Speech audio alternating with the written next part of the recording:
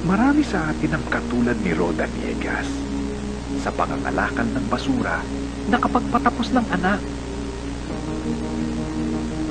Juliet Boyayaw, namatayan ang mga kapamilya sa landslide, pero muling nakabangon.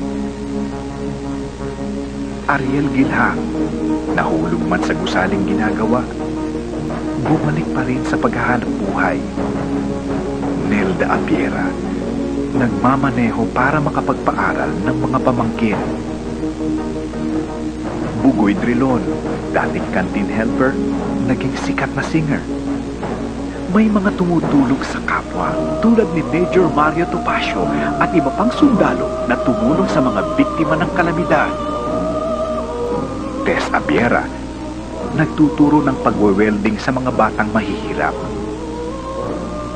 Grupong Batang Mama, tinutuwid ang landas ng 50 nilang miyembro. Ustads Ibrahim Giamlud, imam at guro ng Quran.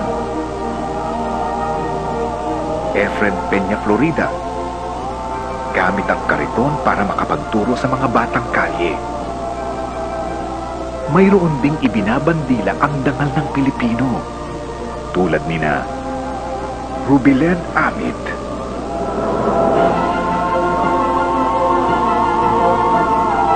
ang Philippine Women's Taekwondo Team,